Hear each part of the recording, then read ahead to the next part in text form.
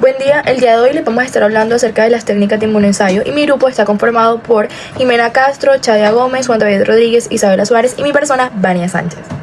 Les voy a hablar acerca de la aglutinación de partículas, que es una de las técnicas de inmunoensayo más utilizadas en el laboratorio clínico. Y esto se trata básicamente de la unión entre un antígeno y un anticuerpo. Normalmente esta unión es microscópica, pero en esta técnica se utilizan algo llamados partículas portadoras, como látex, eritrocitos, entre otros, que están recubiertas con antígenos o con anticuerpos. Y ya cuando la muestra del paciente contiene el componente buscado, ocurre algo llamado aglutinación. Y es que básicamente las partículas lo que van a hacer es agruparse y van a formar aglomerados visibles. Y esa es la señal de que esa reacción ocurrió.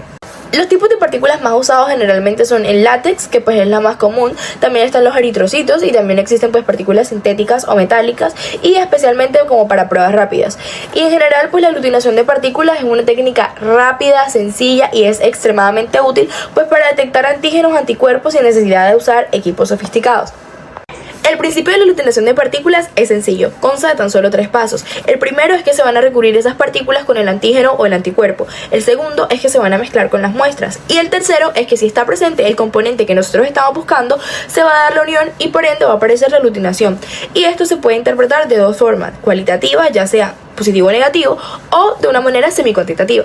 Principales aplicaciones. La detección rápida de bacterias en el laboratorio. En esta se utiliza partículas de látex recubiertas de anticuerpos específicos frente al antígeno bacteriano. Esta ayuda a identificar especies o factores de virulencia de bacterias. La detección de anticuerpos. En esta identificamos anticuerpos generados contra el agente infeccioso. En esta se utilizan antígenos específicos, los cuales se fijan a partículas. Si el paciente presenta estos anticuerpos, estos anticuerpos específicos, lo que se hace es una aglutinación por la unión. La tipificación sanguínea, en el cual se mezcla la sangre del paciente con reactivos comerciales y si se encuentra el antígeno A, B y RH, se puede observar una aglutinación. Y las pruebas de compatibilidad, en el cual se ve si el donante y el receptor se les puede mezclar la sangre. Esta nos ayuda en las pruebas de transfusión. Ahora hablemos sobre la prueba ELISA. En 1960 el método estándar era la radioinmunoensayo. Esta utilizaba isótopos radioactivos, pero estos isótopos en 1971 se cambiaron por la peroxidasa de rábano o la fosfatasa alcalina. Es por esto que la prueba ELISA es un ensayo inmunoenzimático en fase sólida, lo que permite detectar y cuantificar el antígeno y el anticuerpo. Esta se basa en la unión específica antígeno-anticuerpo revelada por una enzima unida, ya sea al antígeno o ya sea al anticuerpo. Esta genera una reacción colorimétrica que es medible. Explicaré los tipos de prueba ELISA que existen. Tenemos 4 principales, que son ELISA directo, indirecto, competitivo y tipo sándwich. Comencemos describiendo ELISA directo. ELISA directo, pues como su nombre lo dice, es directo y es uno de los más utilizados por esto mismo, por la rapidez en la que se puede hacer. Entonces, vamos a simplificar el procedimiento en 3 simples pasos. Lo primero es que para todas las pruebas ELISA, no simplemente para esta, vamos a necesitar una muestra, ya sea de sangre, de un hisopado, de líquido cefalorraquídeo, entre otros, del cual vamos a tomar el antígeno. Este antígeno, para la prueba ELISA directa específicamente, se va a tomar y se va a posicionar sobre una placa para fijarlo. Posteriormente, se va a añadir un conjugado de un anticuerpo primario y único en este caso, que es el que se va a unir al antígeno en el caso de que esta prueba sea positiva, es decir, que realmente el paciente padezca esta enfermedad, para finalmente adicionar un sustrato. Ojo, que el sustrato va a ser ese paso final, contundente y fundamental de todas las pruebas ELISA. ¿Por qué? Porque es el que nos va a dictaminar finalmente si es que el paciente padece o no padece esta enfermedad, porque nos va a dar una señal visible, que esto va a servir para luego determinarlo. Siguiendo con el ELISA indirecto, mencionamos en el ELISA directo que vamos a tener un conjugado primario. Ok, pero entonces en el ELISA indirecto vamos a tener 2, uno primario y uno secundario. La diferencia acá es, además de que hay 2, que el primario no va a estar marcado y el secundario va a estar marcado. Entonces, seguimos con el mismo orden de ideas. Tomamos el antígeno y se posiciona sobre una placa. Luego vamos a adicionar el conjugado del anticuerpo primario no marcado y luego el que sí está marcado, el secundario marcado. Y Finalmente, el sustrato. Como pueden observar, el sustrato es el paso de cierre. Luego tenemos el sándwich y el competitivo. En el sándwich, acá no vamos a posicionar primero el antígeno, sino que vamos a poner primero un anticuerpo de captura. Vamos a tener dos anticuerpos, uno de captura y uno de detección. Entonces, vamos a tener, adicionamos primero fijamos sobre una placa el anticuerpo de captura y vamos a posicionar luego ese antígeno y luego el de detección. Finalmente, el sustrato.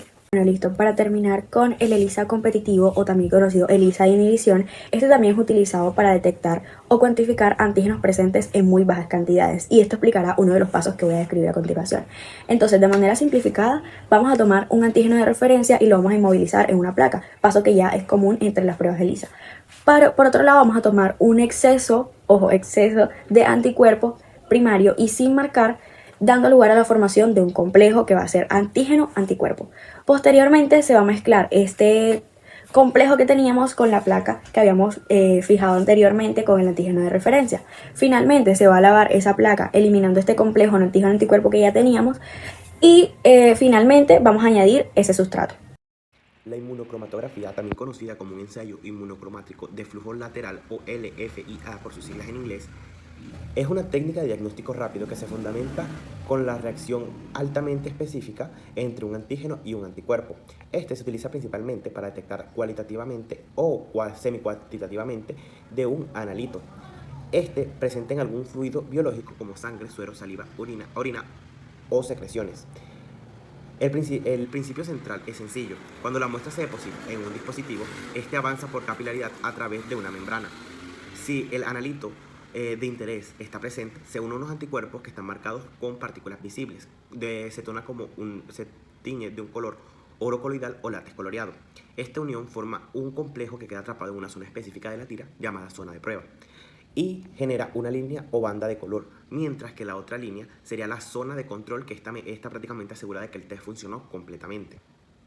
Algunos ejemplos para esta prueba podrían ser las pruebas de embarazo, ya que estas detectan la hormona gonadotropina crónica humana en la orina. También los test rápidos de COVID-19, ya que este detecta antígenos y los anticuerpos a partir de la IgM y la IgG, para detectar si el cuerpo estuvo en contacto previo con el virus.